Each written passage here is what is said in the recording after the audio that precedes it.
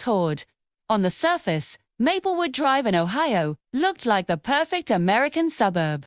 Neat lawns, white picket fences, and kids playing in the street. The Miller family seemed to fit right in. David, a 42-year-old IT specialist, worked from home. His wife, Karen, was a nurse who often worked late shifts. They had a 10-year-old daughter named Emily. To everyone who knew them, they were a quiet, normal family. But behind the closed doors of their peaceful home, a horrifying reality was unfolding. In October 2018, everything the neighbors thought they knew about the Millers was shattered. Karen called the police to report her husband David missing. She told them they'd had a heated argument about money, and he had stormed out of the house late at night, never to return. She said he'd been stressed and acting strangely for weeks. Initially, the police treated it as a standard missing persons case. There were no signs of a break-in, no struggle, no blood. It was as if David Miller had simply vanished. But detectives couldn't shake the feeling that something was wrong. They started talking to the neighbors, and a few strange details emerged. One person remembered hearing loud, unusual noises coming from the Millers' basement late at night, sometimes for weeks on end. Another neighbor recalled a strange chemical smell that would occasionally waft from the property. At first, these details seemed insignificant. But as days turned into weeks with no sign of David, investigators knew they had to take a closer look at the house.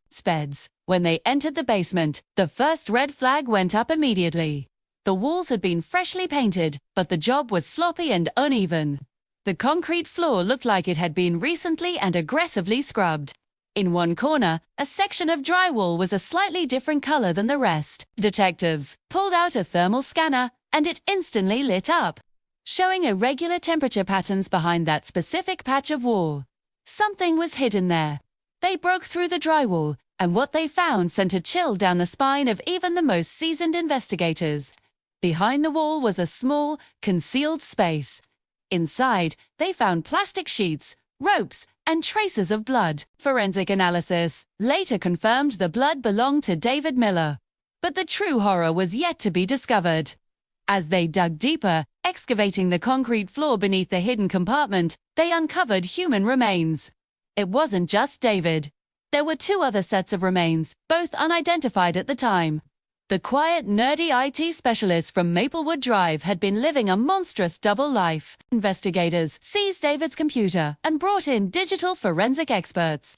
What they found was a labyrinth of encrypted files, hidden folders, and deeply disturbing videos. The truth was far worse than anyone could have imagined. David had been kidnapping vulnerable women he met online. He'd lure them to his house with fake job interviews or promises of tech repair services. Once they were inside, he'd trap them in his soundproofed basement prison. For years, he had operated in plain sight, and no one ever suspected a thing. His wife, Karen, swore she knew nothing about it. She insisted that her night shifts as a nurse kept her away from home, and she rarely ever went into the basement. But as detectives scrutinized her story, inconsistencies began to appear. Her phone records told a different tale, showing she was actually at home on several of the nights when the kidnappings most likely occurred. Was she a victim, or was she an accomplice? Then the case took another shocking turn. The forensic evidence from the basement revealed that David himself had been murdered not by a stranger, but by someone inside that house. Blood spatter patterns indicated a violent confrontation. David had been struck multiple times with a heavy, blunt object. The murder weapon was later found in the garage, a solid metal pipe. All the evidence was pointing directly at one person, his wife, Karen. Under intense interrogation, Karen finally broke. Her confession painted a terrifying picture of life inside that house. She admitted that weeks before David's disappearance, she had discovered one of the captive women in the basement. At first, she was paralyzed by shock and denial. Then, pure terror set in. She claimed David threatened to kill both her and their daughter if she ever told anyone. For weeks, she lived as a prisoner in her own home, trapped in a waking nightmare. One night, after another explosive argument, she followed David down into the basement. As soon as he turned his back, she grabbed the metal pipe from the corner and attacked him.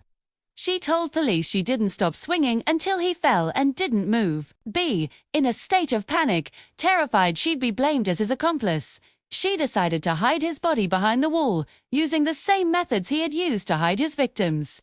Thanks to her confession, investigators found a surviving captive woman in the basement, severely traumatized but alive. Her testimony confirmed the years of unimaginable abuse and imprisonment she had endured. The story sent shockwaves across the country. How could a man who seemed so ordinary be capable of such profound evil? Psychologists would later classify David as a classic organized predator, intelligent, methodical, and a master of manipulation. He built a perfect facade of normalcy to hide the monster within. Karen was charged with second-degree murder. However, the court took into account the extreme circumstances of prolonged abuse and coercion she had endured. Recognizing she had acted in fear for her own life and the life of her daughter, she received a reduced sentence. The house on Maplewood Drive, the site of so much hidden horror, was eventually demolished. Today, an empty lot is all that remains. But the story serves as a chilling reminder that sometimes, the most dangerous monsters are the ones hiding in plain sight. And behind the quietest suburban doors, the darkest secrets can lie in wait. Thanks for watching. If this story resonated with you, please hit that like button and subscribe for more deep dives into the shadows of human nature. Stay safe out there.